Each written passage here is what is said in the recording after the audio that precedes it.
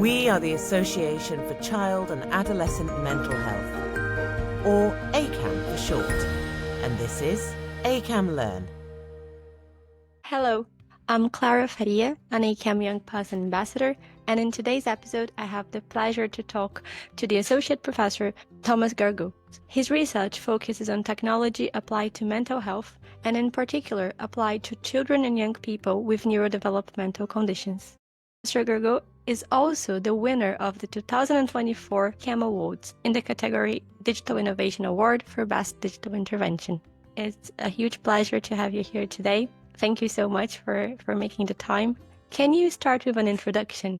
Hello, Clara. Hello, everyone. Thank you for the invitation on this opportunity. I am a medical doctor trained in child and psychiatry. I did a master's degree in cognitive science, and after that, I did a European PhD in computer science about the measure and the treatment of writing difficulties with electronic tablet. I will focus this podcast on this research that I do and the follow-up that we plan. And I did this research in Paris, and since I am in Tours, I am working in sensory in children with neurodevelopmental disorder with the development and the design of a deep pressure chair based on the work of Temple Grandin for children with autism, so the auto chair. And I am working also in virtual reality exposure treatment for children with sensory difficulties and children with autism. That all sounds fantastic. And to have a deeper look at your research, one of the interventions you recently developed was a rehabilitation robotic companion for children with neurodevelopmental disorders such as autism. And can you tell us a little bit more about this project?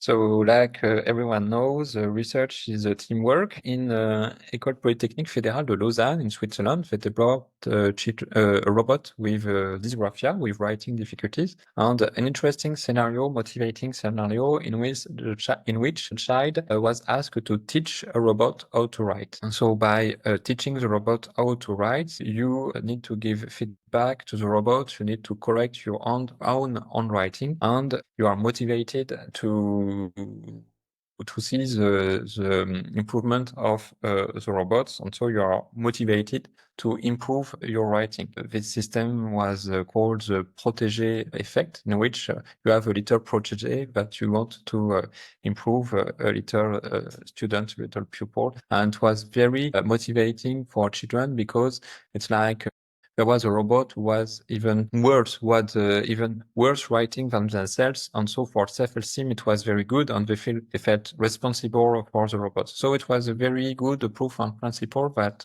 we did with children, with our children with neurodevelopmental disorders, with dyslexia, so dysgraphia. The idea was to tackle writing difficulties, dysgraphia, but often the children have other neurodevelopmental difficulties like ADHD, attention deficit hyperactivity disorder, dyslexia, or developmental coordination disorder. To follow up on that, another project you have and paper you published was around helping with dysgraphia, which is, as you mentioned, the difficulty in writing. And I was wondering, and also part of our audience is made up of parents and teachers, how common is the co-occurrence of dysgraphia and autism or other neurodevelopmental difficulties? If you also can comment on what was the role of technology in this project. So dysgraphia, writing difficulties are very, very frequent. It's like in any neurodevelopmental difficulties. If you want to see how frequent is it, you need to put a threshold. You need to say, this is normal, this is pathological. This is quite artificial because how we understand the development of children, there is a continuum between what is normal at one age and what is completely pathological at another age. And especially dysgraphia, there is a lot of children in the gray zone. What we saw, it's very, very frequent, 10 to around 10% of the population. But when it's not pathological itself, is not, for instance, in our psychiatry book, diagnostic and statistical mental disorders books, the DSM, but it's often associated with with neurodevelopmental disorders and can be a specifier. ADHD, for instance, very frequent, 5% of the population. Autism, 1% of the population. All of these disorders are very frequent, and we see that we can see dysgraphia in all of these difficulties. You have cognitive costs, and you are more exhausted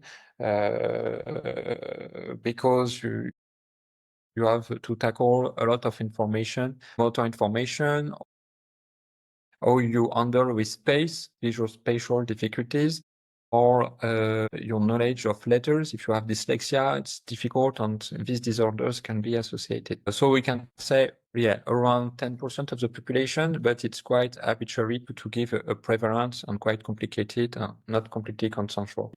When working with children with dysgraphia, do you think technology plays a role, or do you think it's like more traditional research methods are better? Yeah, so it's completely paradoxal, this idea, because with new technologies, people write mails, people go on social media. It's still important, I think, for two reasons, to continue to be interested in writing, because when you learn how to write, when you learn some stuff, the capacity for you to memorize and to learn, it's much better when you handwrite than when you type on letters. Because when you use the keyboard, when you type on different letters, the movement we are doing is completely the same. When you need to learn the letter and you draw it, it's much easier for you to learn it.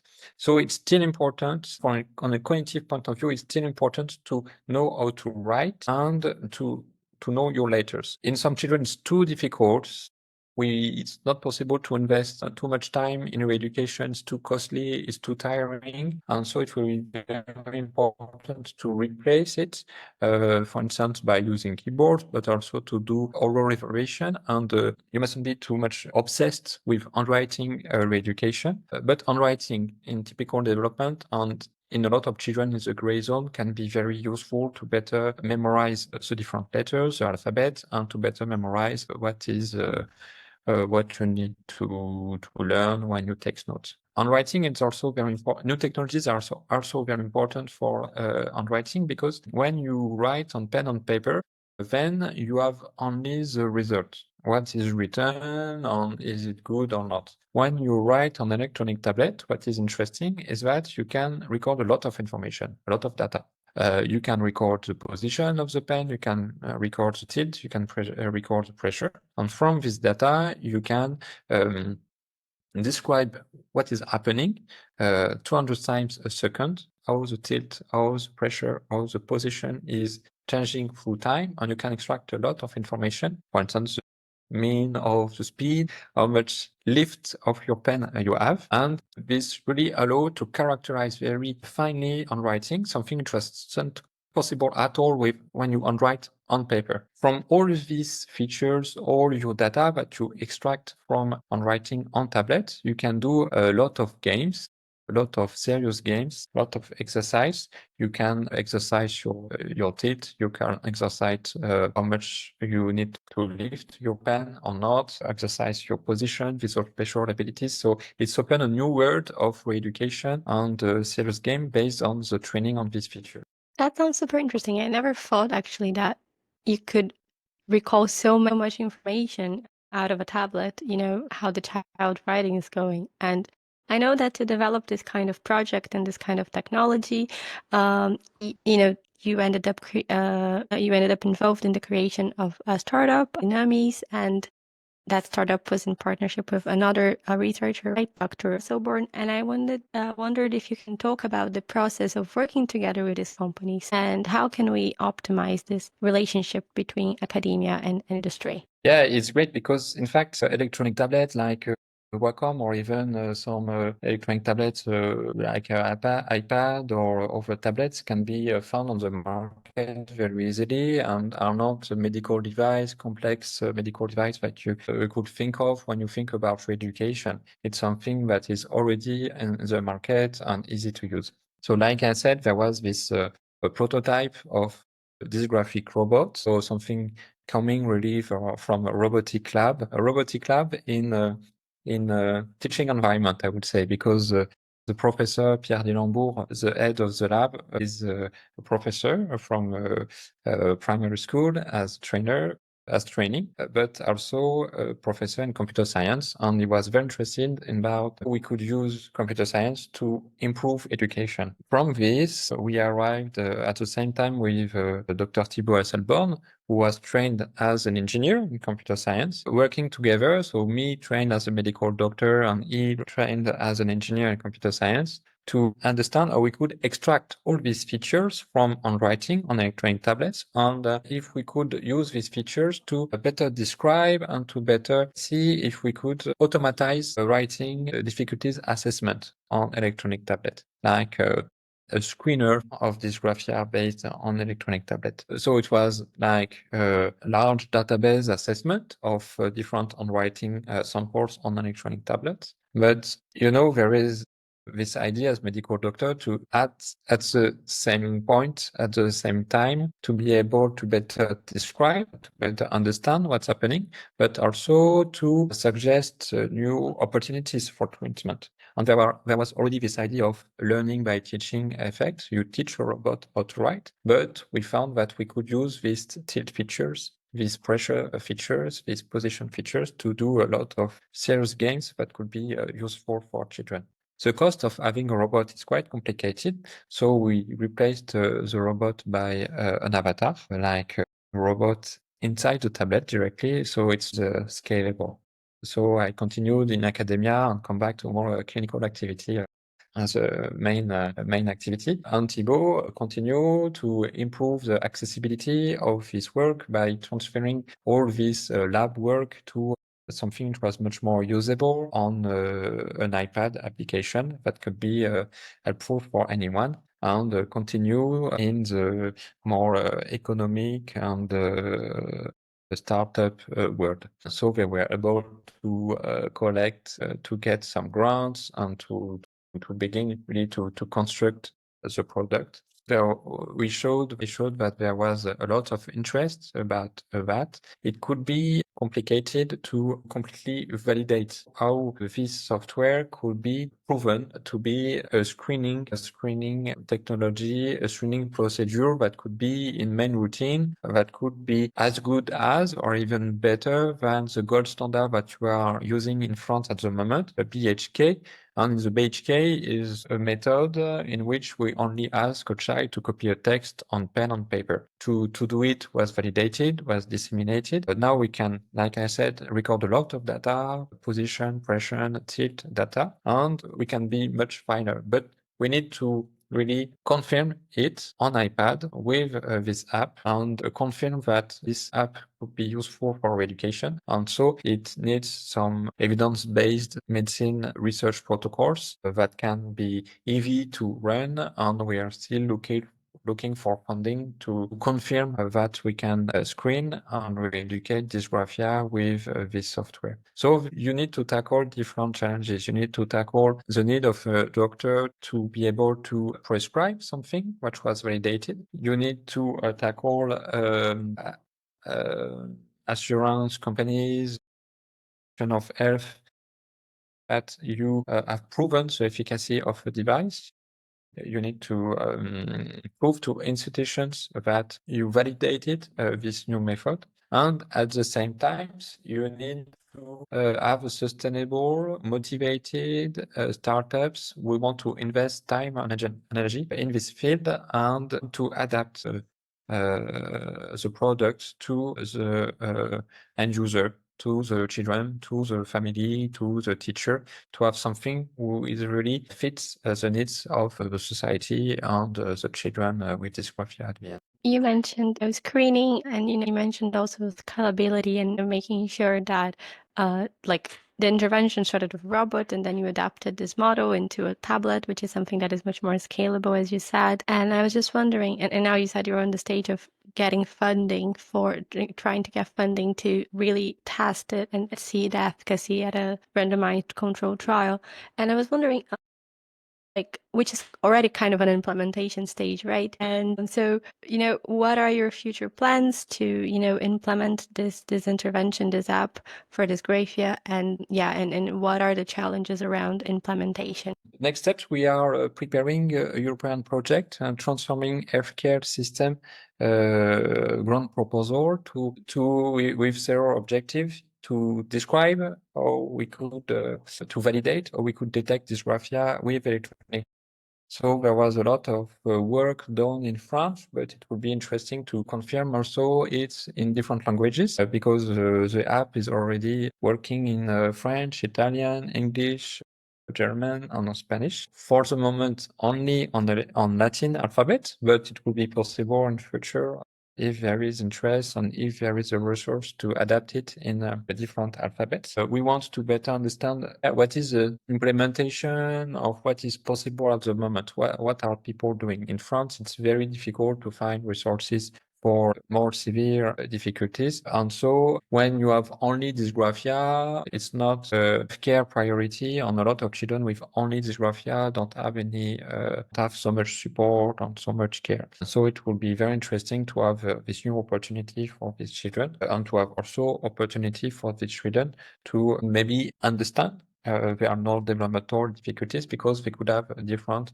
handwriting styles. So it's a question that we have at the moment. We would like to confirm that it would be interesting in re-education and to better understand the challenges of implementations, intercultural difference. Is this app acceptable, or we could change the life of a child with dysgraphia, but also the life of a teacher? Because you can imagine that a dysgraphia screening could be done in schools. You can also imagine that some part of re-education could be suggested very early in schools when children learn to write. And so you have very early access to assessment and re-education procedure that we saw was very useful many non-developmental difficulties. In recent years, we've seen a massive increase in the presence of technology in the mental health field. We have, child-robot interactions, which is a topic you are familiar with. We have digital mental health interventions. And we know that, as is your experience as well,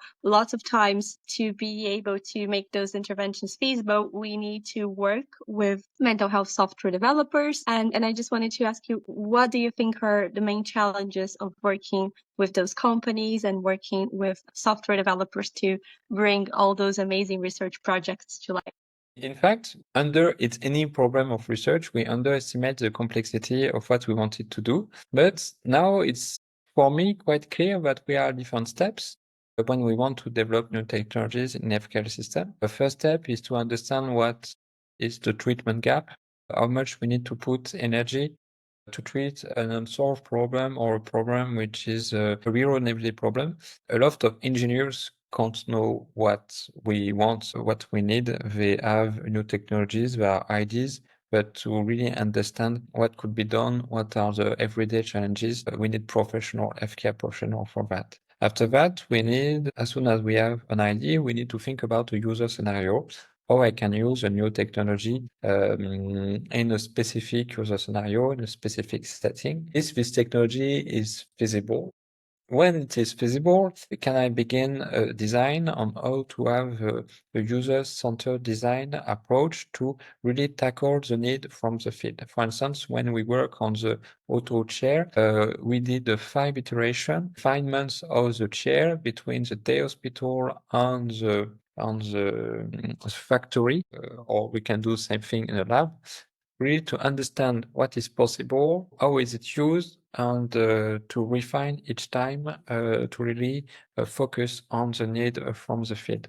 As soon as your design is fixed, which is quite complex when you think about big even softwares, Facebook, Twitter, LinkedIn are changing every time, but at some point you need to say, okay, this is basically the design I want. I need to finish this design. Only at this point you can begin to assess if this is efficient, if this is working, because randomized control trials really change the practice of medicine in a lot of fields. In child psychiatry, it's more complicated because our therapy are more complex. Drugs can be enough, but in many situations you need complex psychotherapy and for re-education, like sensory difficulties or motor difficulties, to describe what we do, what we want to tackle, and how the child evolves can be complicated. And as soon as you showed that it was efficient, you need to think about implementation, integration in healthcare system. You need to think also about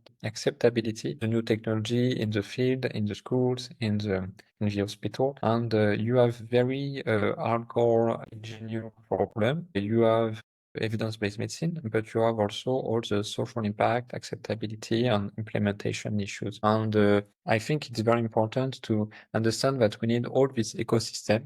And after that, is it possible to have the device reimbursed? Is it possible to have a startup? And I'm not sure we are completely sure about that. Can we have a startup ecosystem that can be sustainable and financially viable enough to really go through to all these different stages? We have a lot of startups that develop softwares, apps that are not validated, but were not developed with end users, that were not developed with mental health professionals, that are not tackling a real problem, and the efficacy is not good enough. At the same time, we have a lot of opportunities to improve access to healthcare problems and to have scalable new possibilities of care, I think. Wow, that sounds really amazing work. And that sounds a lot of work as well, which leads me to my next question, because I know that besides being a researcher, you're also a child and adolescent psychiatrist. In the beginning of the podcast, you mentioned you're currently working as a consultant in the emergency department. And I imagine this is very, very busy. And we also here at ACAMH have a considerable early career audience. And I wanted to ask you about the importance of research in your career journey. Do you think it helped to become a better clinician as well? Like, do you think these two areas of your career fed into each other? And how do you juggle it all? So you see, it's fascinating field because you need to speak with engineers, sociologists, with health economists, specialists in evidence-based medicine, with teachers, be able to be fluid, assertive enough to better understand the challenges of everyone is very, very important in research, and I think very useful to deal with the complexity of health and education organization that we deal with in everyday life as a clinician. It helps when you do research to better understand the different steps of research, because this research was based on research on the others, and you climb on the shoulders of giants to better understand the process of collecting data or writing a paper and publish it, allow to understand the process and to get used to read the literature, and the literature that can be useful for potential literature that can be useful for a child and some psychiatrist is very, very wide, because we need to deal with a brain which is thinking itself in its environment. So you need to have some basis in biology, in psychology, in sociology, in our environment. And I think we need to balance. And the best questions that we can have as a clinician researchers are questions from the field and questions from the patients. To and this kind of questions then are interested by to other clinician, other researcher, and can spread. But we need to be very open to different fields. What I saw in this research is that in computer science, you have a lot of opportunities to better describe what we do, describe the difficulties of the children we see, and not only by reducing the difficulties, reducing the functions. It's not only assessing the genes or looking at what's happening in the brain. It's really describing how he writes, how he moves, how he interacts, and we can have a lot of information that we perceive, that we feel as clinicians, but it's difficult to describe and to characterize, and these new technologies can give us a lot of opportunities to do this job.